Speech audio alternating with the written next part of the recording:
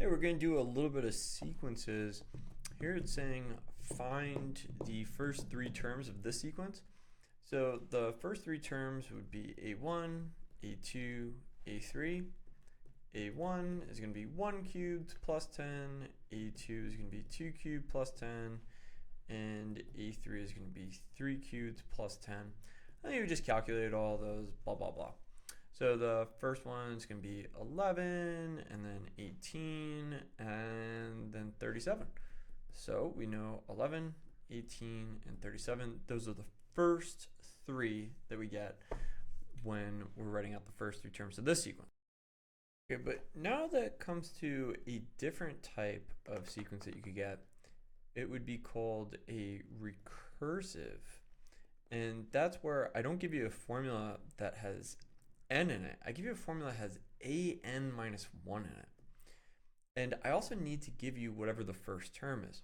So let's say I gave you that the first term is 4, and I ask you to find the first three terms of this. So we already know that this one's 4. But now we got to figure out what A2 is.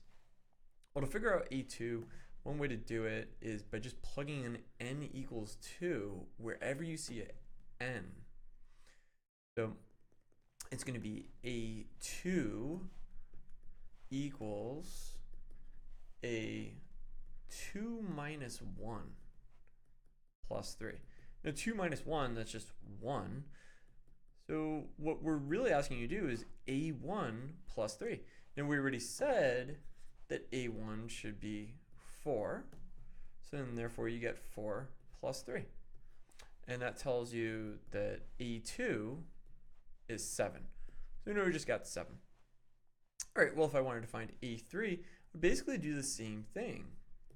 In this case, I would have to plug in n equals 3, but I'll just jump the gun a little bit here and let you know that if n is equal to 3, then n minus 1 will equal 2. So you would get A2 down here. So n minus 1, I replace that with 2. So just like last time, it was like we had A2 over here and then A1. Well, this time we have A3 and now A2.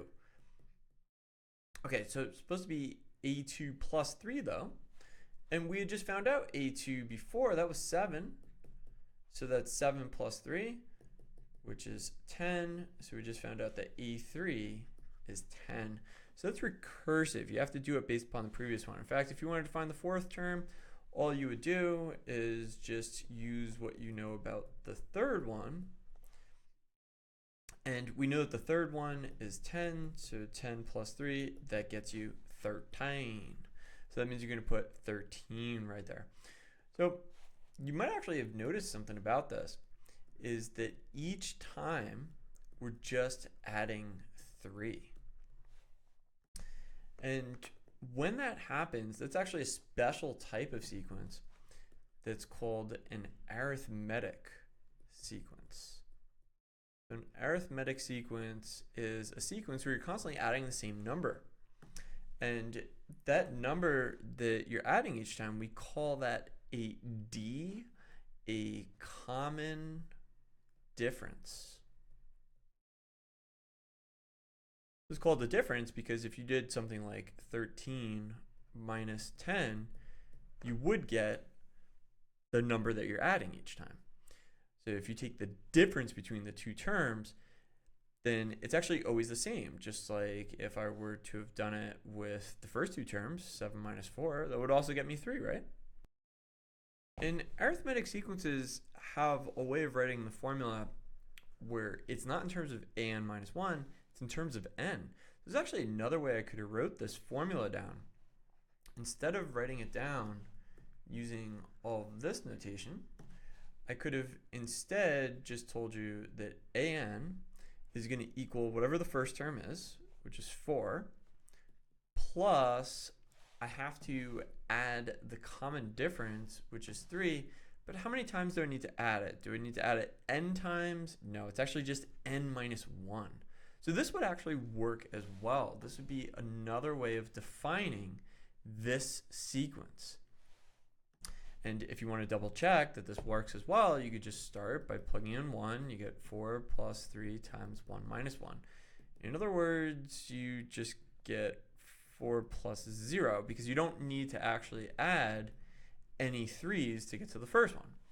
If you did A2, well, you would have 2 minus 1, and that means you would actually have to add in your 3. You'd only add in 1 because you don't need to add 2 3's to get to the second term. You just need to add in 1.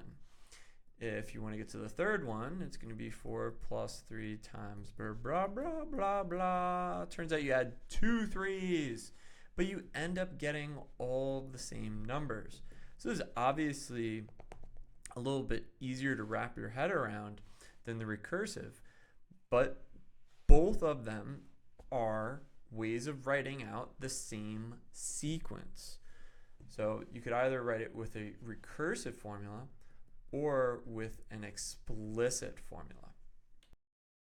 And sometimes we won't even give you a formula. We'll instead give you the numbers and we'll ask you for the formula. You're going to see that in the next video.